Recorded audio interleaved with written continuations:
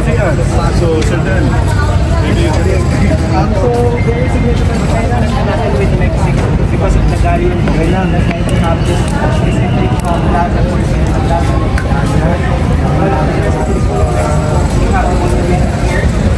This is to celebrate yung connection natin with Mexico. That's why we have this plaza. Sir, pwede humingi ng ano?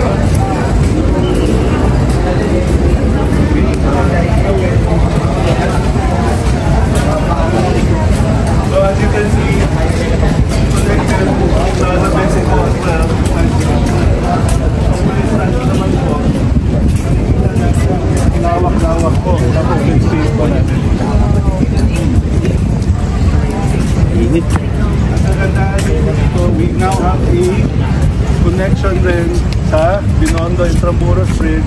So we have a very pedestrian-friendly walkway connecting major areas here around Intramuros and Binondo. So maganda na po yung loop na pwedeng ikutan ng tao. Madali na po yung access nila papuntang Binondo. Madali na po makarating ang mga tao papuntang Intramuros.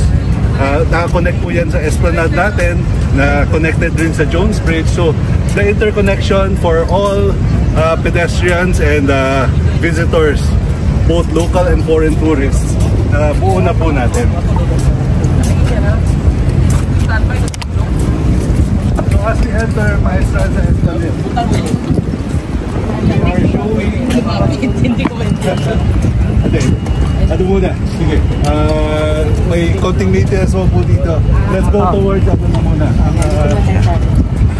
Ang scale models po natin. So, today's inauguration, we are also presenting our scale models. Ito po yung unang development po natin. Ito po yung existing development natin ng 1A, B, and C. Yung Esplanade natin dun sa may Manila Post Office, connecting towards Jones Bridge, and then our commercial areas. So we just wanted to show this just to see. Ito na yung papakita lang po natin na ito na yung po yung nagawa at ito po yung bago natin inaugurate ngayon. Now over here we also have a scale model of the whole Pasig River. So ito po yung scale model from end to end, Manila Bay all the way to Laguna de Bay. So nakikita po natin our current development is over here. Nandito po tayo ngayon.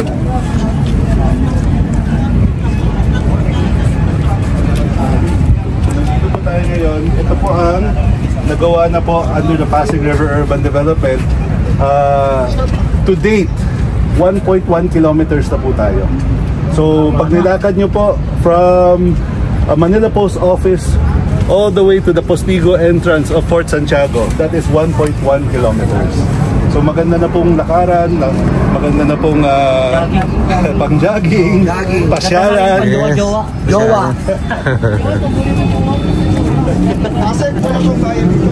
Wala pong bayad dito. The only time na baka sisingil po pagpapasok na po kayo sa loob ng Fort Santiago. Okay, pero outside dito po sa walkway by Pasig Riverside, wala pong bayad yan. So pwede pong magpasyal dito, pwede nyo ikutin, pwede po kayo mag-jogging, pwede po kayo mag-marathon dito para mag-exercise at maging healthy ang ating mga kababayan. Tuloy-tuloy po yan. So bike sir, pwede rin? Bike rin, pwede po. Ay, wow, nice. Lakad lang tsaka bike. Parang magkakaroon din po dito ng mga small establishment para sa ating mga kababayan. Yes, in the future, that's something that we're already taking a look at. Gusto rin po namin na ma-invite mas marami pa pong tao dito. So, pinag-aaralan po namin ngayon paano namin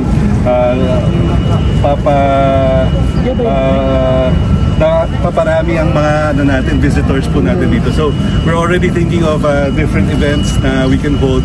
Abangan nyo po at ipapaalam po rin namin sa inyo. Before we go any further, ito po yung last natin, scale model. This is a concept of our future East Showcase, which will be in Makati. This one is a showcase or a concept of Rockwell. So ito po yung bridge, Estrella Pantaleon Bridge.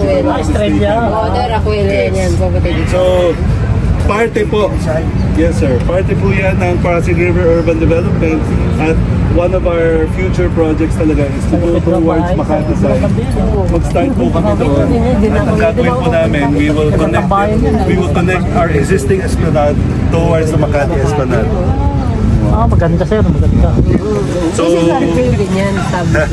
magkakaroon din po tayo. Ang highlight po dito is makikita nyo ang pagkakaiba ng existing Esplanade natin sa future Makati Esplanade is that iba na ang architecture dito. Modern na po siya. Yes. Hindi kagaya po dito ngayon because we are in a Manila historical and cultural capital or hotspot ng Manila. Neoclassical architecture here. So very ano pa yung mga ano natin.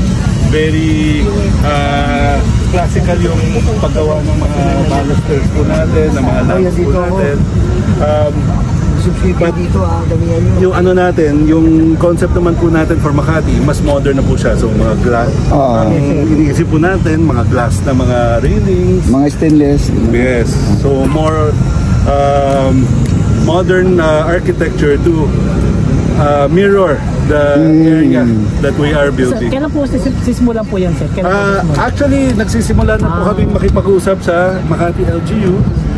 Nakikiusap na rin kami sa mga private sectors doon dahil interested po sila na makipag-tulungan para magawa. Kasi nakikita rin naman po nila na magandang idea ito. Lalong-lalo na pag na-connect na po natin yung mga esplanades natin. Isipin nyo po, if we can connect this existing esplanade all the way to Makati, that would be around a 15-kilometer esplanade or more.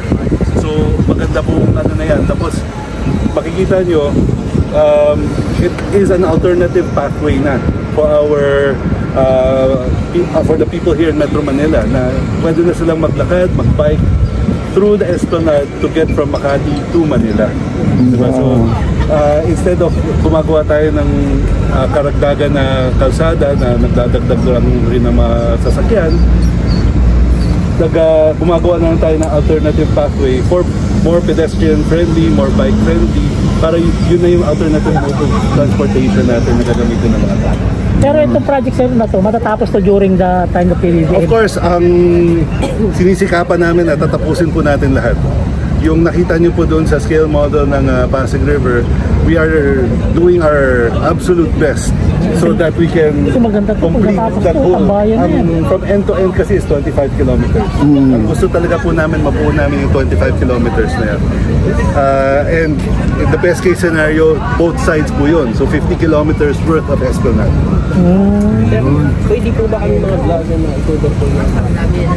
Of course, wala naman pong problema. But of course, siyempre, we want to make sure na bago rin kayo pumunta na safe na rin yung area at hindi rin kayo iwas disgrasya. But of course, you're more than welcome to come visit us as we create more open spaces for our fellow Filipinos. Sir, may ano ka dito? Walang stasyon dito. May stasyon ka dito ng police. Hindi yan yung ganyan. Ferry station. Ferry station. Before there was a Plaza Mexico station, we are in talks with MMDA na baka bubuhayin po. Yun sir. Dudumugin na to. We will, in the future kasi marami naman po tayong mga provisions for other ferry stations. So we are, yan yung kagandahan ng Pasig River Urban Development, kaya nga Interagency Council. Kasama po sa Interagency Council namin ang MMDA, ang PWH, ang DOTR, ang Department of Tourism, and other agencies, DNR. Kaya nag-uusap-usap po kami kung ano yung magandang future projects po natin para nagko-convergence projects tayo. Ang ibig po sabihin ng convergence project is nagtutugma at nagsasama-sama yung mga project ng iba't ibang ahensya. So yan yung mga convergence projects na pinag-usapan po namin. Okay. Alright, so we'll continue. Lakad tayo, lakad. Sir, tanong ko lang, magkakaroon ba tayo ng upuan dito? Ito yung may stransa natin. Well, in the future, we will have position vision for it, I think. But one of the things that I'd like to mention then, we have other plans for Maestranza as well. Because ang isang concept rin po namin, magkakaroon tayo ng isang malaking fountain po sa gitna. Magkakaroon pa tayo ng mga open art installations kasi ang gusto rin po ni Secretary na parang maging art gallery itong area na to. Diba? So, kaya nga, one of the things I'd like to highlight, kaya nga naglagay po tayo ng mga murals dito sa walls natin along Maestranza is just to show ano po yung pwede nating ipeg dito. Ito po yung itong mural na po ito. This is a mural painted by Bottom Francisco, one of our national artists. Ito po yung mural na sa Manila City Hall. Ito po yung history of the parang Philippine history. 500 years worth through history, if I'm not mistaken. So, ito po yung peg na gusto natin na magkaroon rin po tayo ng mural dito in the future. Na we are going to tap our up-and-coming and already well-known Filipino artists para i-showcase po nila ang talents po nila para mapakita sa lahat ng tao. At ma-enjoy rin ng ating mga mamamayan, di ba? Sige po. Just to explain, ito pong Maestranza, dati po, before ano po siya, hindi po siya nagagamit na area. Sarado po to, hindi po na-maintain. Marami pong mga tambak na mga basura po dito. Tapos madilim po siya. So ang nangyari po, pumasok po ang Pasig River Urban Development through the PBBM project or Pasig Bigyang Buhay Muli. At binuksan po namin itong 10-meter road lot na reclaim natin. Tapos nagpagawa po kami ng 6-meter esplanade po dito. So we have a 16-meter wide area po dito. 16 meters by 240 meters. Ganun po kahaba itong Maestranza. So, alam, baka Pwede na mag-spot ang bahay dyan. We are still negotiating with the Intramuros administration since there are areas here that are with historical significance. Hindi po kami pwede basta-basta gumawa ng mga structures po dito. So makikipag-ugnayan pa rin po kami sa Intramuros administration para tingnan namin kung saan namin pupwesto. But for sure, may pinaplano na po kami mga comfort rooms at other facilities in and around Maestranza. May exit dito? Yes, sir. So, I will explain that as we go along. But,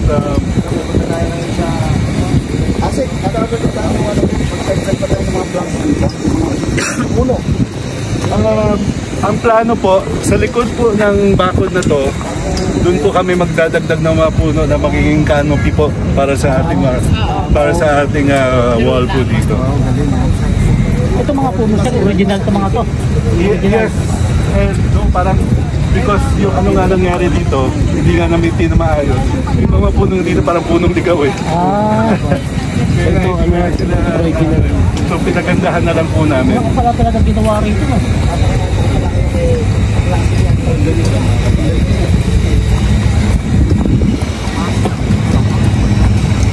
Parang naka-opya ka. Oo nga eh. Give me 1 second so that we can also paano lang po namin.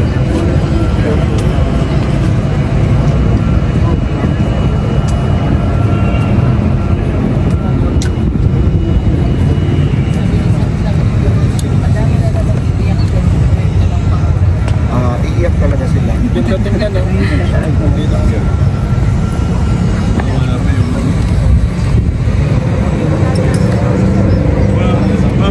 Panalo. Dito.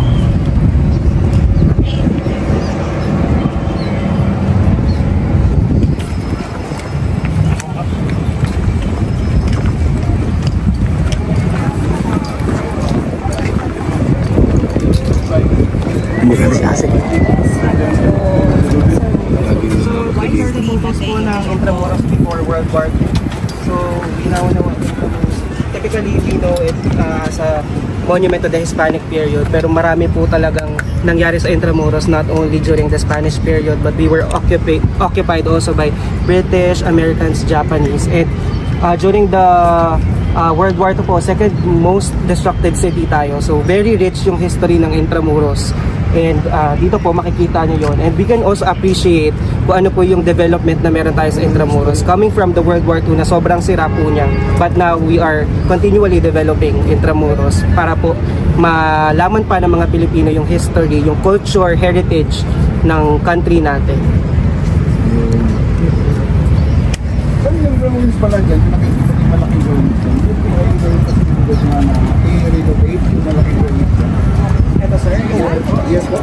Yes, actually sir, renovated na siya. Part of it na ano na po siya, na restore. So parts po ng walls na yan, original, and parts po ay restored already. Para po makita natin na ang Intramuros po kasi, ang Intramuros po galing po siya sa intra, which means inside, and muros means walls. So, yun po yung defining feature ng Intramuros, yung walls niya. Yun po yung gusto namin makita ng mga tao, that this is a district, a city that is covered by walls. Ayun. Sir, tanong pa, magkakaroon ba tayo ng ferry station dito sa Intramuros? Within Intramuros, pag-aaralan po nga, like I said, there are very strict rules for Intramuros when building structures. Why? Because right now, Intramuros is applying for UNESCO certification. So, with the UNESCO Heritage Certification, you have to follow certain rules na dapat hindi na pwedeng galawin kung ano yung mga existing na mga facilities. So yun yung mga nini-negotiate pa namin with Intramuros and the UNESCO Foundation. Now over here, we've included some designs for the bridges that traverse the Pasig River. Now the idea here kasi is along Pasig River, the bridges are centerpieces along the Pasig River. So Pasig River, landmark na kita agad ay yung mga tulay.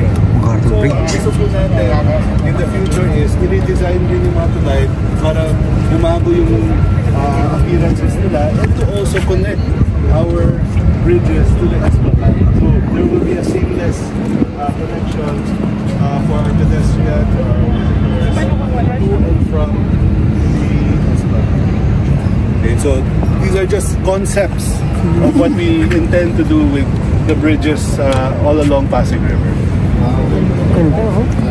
Grabe, lambingan, no? Lambingan Bridge. Ay, ako patay tayo dito. Dagdag pa tayo ng mga vloggers. Ito, pag lambingan na to. Ay, ito, Makati Mandaluyong. This is what I like. Ito sa amin. Yan, I'm proud of this. Makati sa amin yan, oh. Yan, oh. Pati rito, Rockwell. Oh, sa amin din, wala pati sa amin. Wala, iba yan. Kaya Bridge.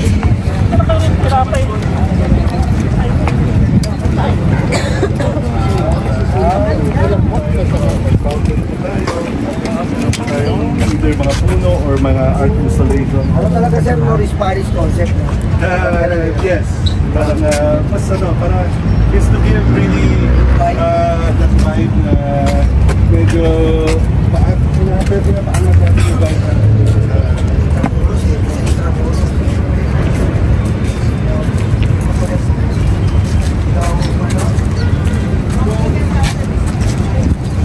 Here, we have a, yes ma'am. Ako, naaraw-araw ko po dito, nakaka 10,000 steps po ako dito. Ay, kailangan natin niya. But, Kailangan ko yan. ito po, these are part of behind these drop downs are part of the ruins already. Ito po yung sinasabi natin na may future, possible future developments at Intramuros to renovate and renew this area. So ito po yung pinag-usapan natin. Sa susunod, baka makakaroon po tayo ng mga facilities dito, mga coffee shop. Wow naman! Dito natin sa Paris, guys. Lipat na ako sa Manila, ayaw ko na sa Taguig. May maglilipat bahay na ngayon. Ang ganda na talaga ng may Kaya lang, mamahal ang mga paupahan siguro. Mag-araw-araw ka tambay dito, pre. Magka-love life ka rito. Oo! Dito ako natambay, sir. Si Ma'am Jing, dito na magtatambay. Kung may love life na, magkakahilo ka na. Okay. Intramuros has some future development that they'd like to Ito. Ganda guys. Ito lahat ang magaganap. Nilagyan talaga nila. Yes po, just like what Asek mentioned kanina, ito po nakikita niyong wall dito is ruins na po dito sa Intramuros, original part of Intramuros. And to make it more attractive and to make it more functional for our visitors, may mga future plans din po kami like what Asek said, yung mga restaurants, cafes, and also the visitor center. Para po yung mga pumupunta po dito, they would be able to know more information about the sites that we have. Kasi hindi lang naman po ito ang site na meron sa Intramuros. We have different sites inside Intramuros, mga museums, and other locations that they can visit. So, to make it more informative, to make it safer para makater natin yung needs ng mga visitors natin, we are also planning to have visitor center here in this particular area. So, bali makikipag-cooperate on the Department of Tourism regarding this? Yes po. Actually, Intramuros Administration is attached to Department of Tourism. So, we are closely working with DOT po. Wow, grabe. Ang ganda, no? Ibang-iba na ito. continuing our tour. Thank you so much. Meron pa po mga ibang mga mamalaki po talaga itong ruins po natin. Meron po tayong additional chambers here.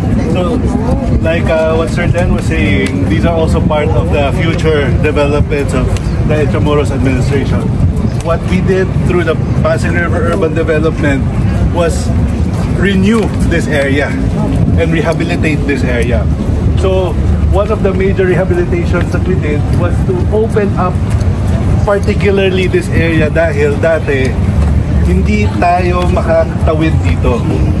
Tambakan po to ng mga basura, tambakan po to ng mga iba-ibang mga debris. So wala pong nakakalusot dito. Before Pasig River Urban Development Agency, before the PDBM project, so parts of our development was to clear this area and make it now connected to the existing boardwalk of Fort Santiago. So, dati pa po may boardwalk na ang Fort Santiago, pero pag bibisita po kayo ang Fort Santiago dati, hanggang doon lang po kayo sa may Postigo entrance, hindi na po kayo makakatawid. Ginawa po natin sa the PBBM project, nilinis po natin ito. Pinagawa natin itong pavement na walkway na to para tuloy-tuloy na madaling lakaran, madaling tawiran ng mga bisikleta. Inayos rin po natin itong bagong view deck. Dati po, pader lang po yan.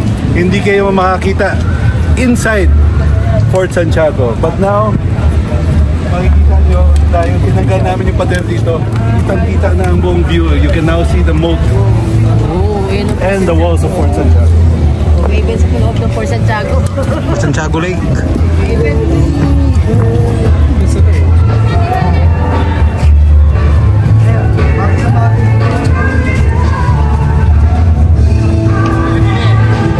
Ayan na po yung Fort Santiago.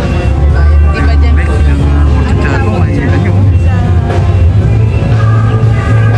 Hindi na kayong pumas dito. Galing sa Pasig River.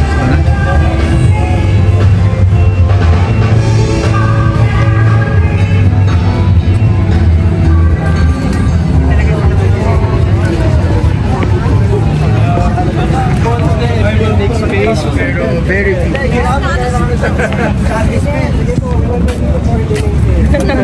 Tignan mo, mga kahit acoustic ba, yung mga gano'n, no? There's already some establishments within Fort Santiago. We have a coffee shop. Yes, we have there's a coffee shop. Wala pa lang inuman. Pero yung mga walls na to, Oo, makakama. yung original. Yan, ang ganda, oh. Kinakwento nga tayo. Para tayong naalala ko yung lola ko, no? Naalala ko kayo dito, ha? Ano? Napaka-peaceful dito pagka nangyari ito. Ito tayo sa ito, ha? Napakagandang proyekto ng ating Pangulo. Ito ang dapat mapagmamalaki sa buong mundo. Malakas. LTTS sa kanal. Oh. BBM lang may gawa nito, mga kaibigan, mga kababayan.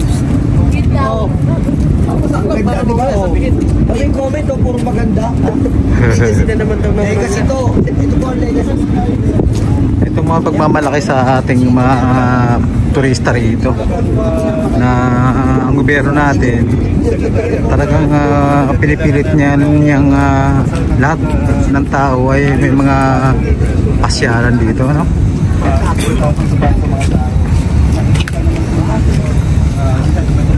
Mahirap po maghanap ng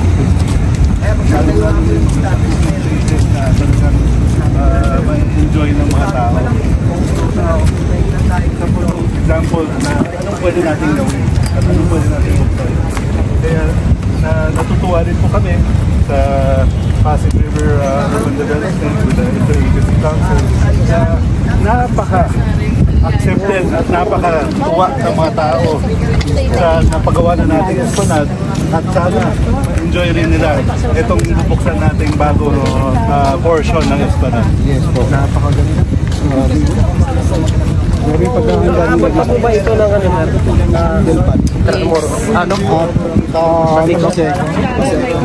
Oh, meron akong may logo ko sa logo ko, logo.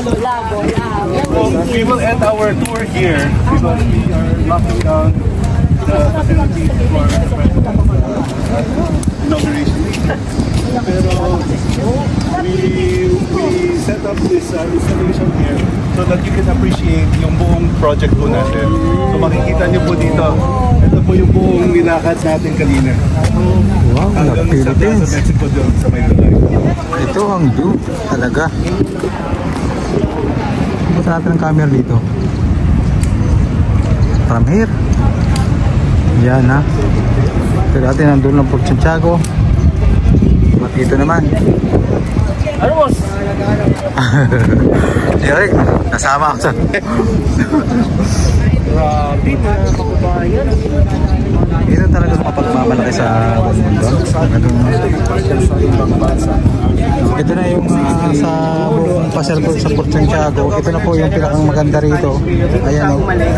Lumabas during the occupation of the Pagmamalaki na ito sa mga turista rito, no? Yung ano natin, paglaban natin for the Ito po ang buong kabuuan nitong nilakad namin nila Asik dito sa likod ng Port Santiago, no? Na talaga namang mapapawaw ka na lang dito pagka narating mo ito, no? Wala po tayo sa Germany. Wala po tayo sa Germany. Ito po, pagka lumingon naman kayo rito, para kayong nasa ibang bansa, no? Wala, Philippines kaya po nakalagay po. Intramuros po tayo. Wala po tayo sa Germany. Yun na yung mga tatanawin dito, yung dagat, ayan, yung ilog. At yung kabilang building naman, ayan, no? Dito lang po ito matatagpuan sa tapat mismo ng Port Santiago, ano po? At itong natatanaw nyo, ito po yung Chinatown na. Ayan. At ito po yung mga kasama kong mga vlogger dito, ayan. Na talagang kinobert tong kaganapan ditong sa inauguration nga po ito. Mamaya po darating ng ating presidente rito, no? Talagang wala po itong cut-cut na video na po. Talagang from the entrance papunta rito. Ayan. Maganda po sa kape. Sana magkaroon dito ng mga may entrance na rito. Tanong natin ito si Asik. Ito na yung dulo rito, sir. For now, ito na ang dulo. Gusto pa rin namin umabot po tayo sa Manila Bay. Ayun. Unfortunately nga, like I said earlier, yung because of the UNESCO nga po, kailangan po namin po muna i-negotiate kung paano kami tatawid towards Delpan Bridge. But in the meantime, we are looking at other segments muna para hindi po tayo tumitigil. At gusto po natin, tuloy-tuloy po tayo sa paggawa ng Pasig River Esplanade po natin. Sir, paano pala yung mga street dwellers na nakatira sa tabi ng ilog? Well, yun ang kagandahan po. Under the DSUD rin po, kami rin po ang gumagawa ng mga pabahay. So under the 4PH program or ang pambansang pabahay para sa Filipino program, housing program, na flagship rin po ni BBM, meron din po kaming resettle na ng mga, actually along this area, marami pong mga ISFs po dati or informal settler families. Marami na po kami na-resettle. At meron na po kaming mga resettlement sites na identify for them. And further down the river, meron po kaming proposed PPA housing site na gagawa rin po kami ng mas marami po pong housing in-city resettlement sites. Yan po ang pinaka-importante with our housing program is that nakatutok po kami with in-city resettlement. Alam naman po natin, yung dating mga resettlement programs po natin, nililipat yung mga ISF sa malalayong mga syudad. At ang nangyari, nawawala yung livelihood nila, sometimes kulang rin yung mga facilities nila doon. So nagbago na rin po yung programa natin na in-city na po tayo, naghahanap po tayo ng mas malapit na pwede nilang paglipatan para yung livelihood at saka yung mga facilities nandun na sila pa rin. At hindi na, yung parang hindi sila naninibago sa surroundings nila.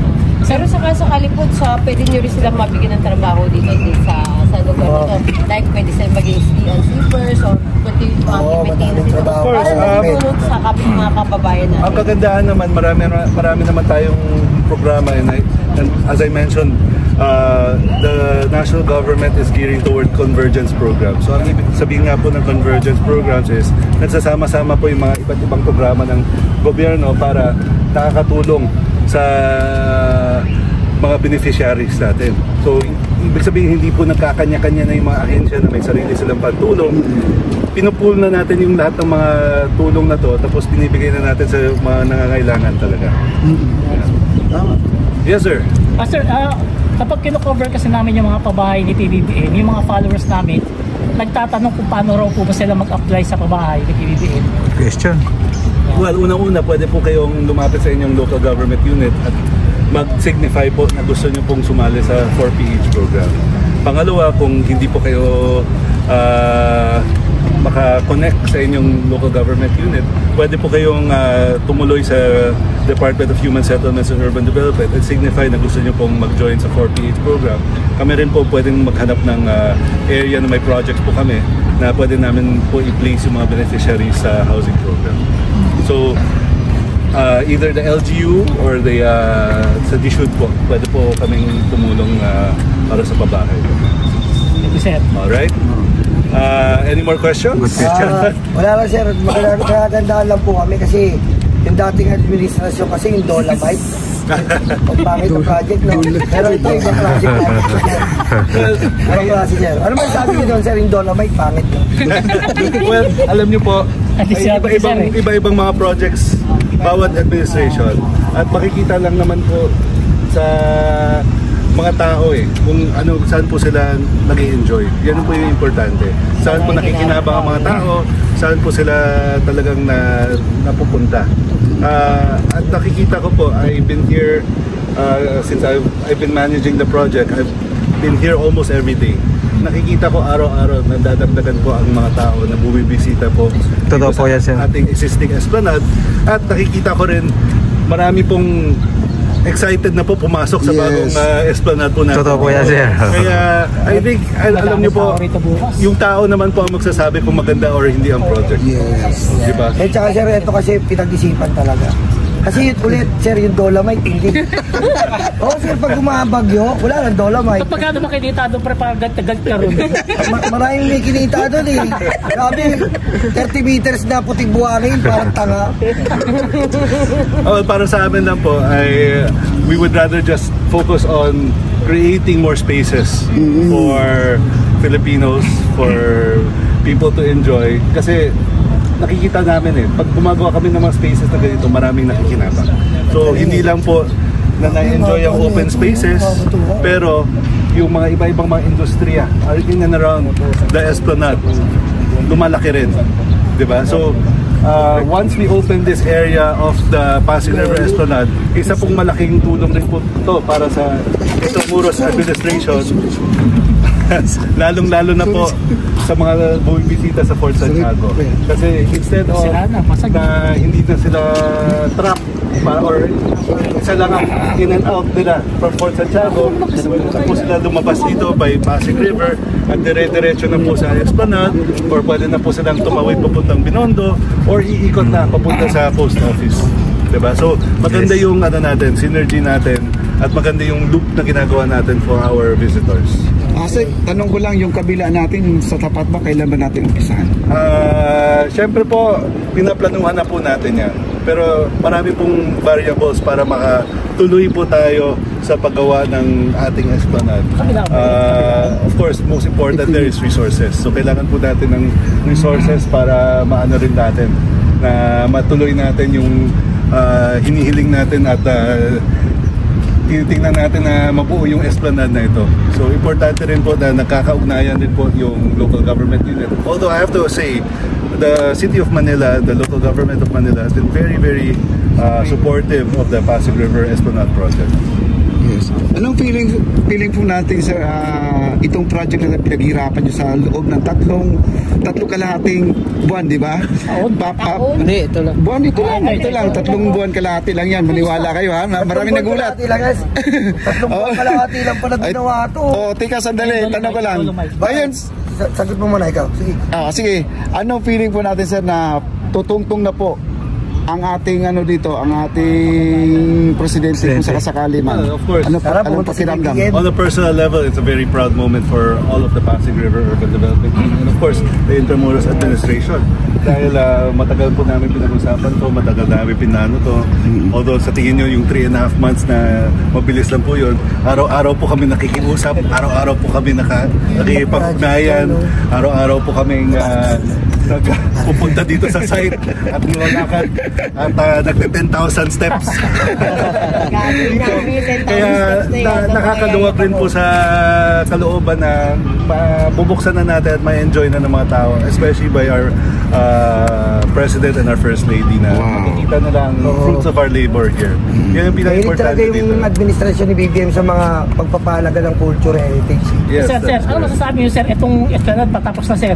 Yung Dolomite hindi pa. Sir, ano masasabi niyo? Sir, huwag ka na mahiya sa amin. Tayo lang dito. Sir, mga nakalive yan. Ay, lang. Comedy talaga ito tao. Yung Dolomite 6 years. Tapos naglagay pa sila ng reclamation na para bumaha yung Maynila. Yung reclamation project. Alam niyo po, May mga tanong po, sir. Pinapawin na si sir. dinalagyan niyo ako sa pero alam niyo po, may joke pala yun. matagal na rin po ako sa government service. I was a 2-term congressman, so alam ko na rin po yan. I served in the Pinoy administration, I served in the Duterte administration, now I'm serving in the Marcos administration. Panahon naman yan di ba? May sariling mga projects ang bawat administration. I don't want to disrespect naman any administration, but for me, like I said, nasa tao naman yan Kung nai-enjoy ng tao, doon mo makikita kung worth it ang isang project. Diba? So, pag hindi pinupuntahan ng esplanade na to, di ibig sabihin, hindi maganda yung project.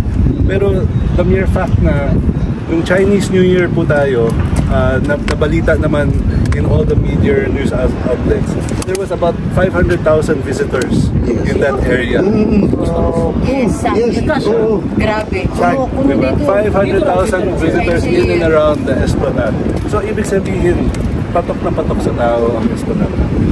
And it gives us more confidence to continue and to keep building more of the esplanade moving forward. Sir, parang pamilyar yung mukha mo, sir. Parang tumakbo ka yata ng party list na. Dati, matagal. Ibang buhay na po yun. Si ano? Ano party list mo, sir? Matektika pamilya na sa akin. Hindi. Okay, maraming salamat, sir, sa talagang naituro mo kami dito. Thank you. I will escort you back towards Maestranza, and then if you'd like to take your time to walk around there for a few minutes. I'll let you enjoy muna the we're just trying to lock down this area lang. Pasensya na po. Okay po. Thank you so much, sir. Thank you. Pwede po kayo muna magpa-picture po dito para habang nandito po. Muna tayo. Wait, masyado kasing seryoso sa ating sa ating lakad, guys. Ayan, picture. Ayan, ito po, nagsalita na po si Asik po. Talagang maraming plano po dito sa Pasig River Esplanade, ano. Maging dyan sa kabila ng inyong natatanaman, magkakaroon pa po dyan ng katulad nitong nakikita nyo rito, ano po, itong Plaza Mestranza nga, itong tapat ng Port Santiago. Ito po ay magkakaroon din po dyan sa kabila, ito, yung yan sa Chinatown, ano po, yan sa side na yan, sa kabilang side. At so parang nga po, tapos na po ito. Pag bumabagyo, yan. At sinagot na po ni Asik lahat ng mga katanungan dito. Ito na lang, isasend ko lang sa inyo. At ngayon, ito na yung mga tanaw nyo rito. Yan, isang kilometro po lalakarin nyo. Ang ganda, ma-amaze kayo.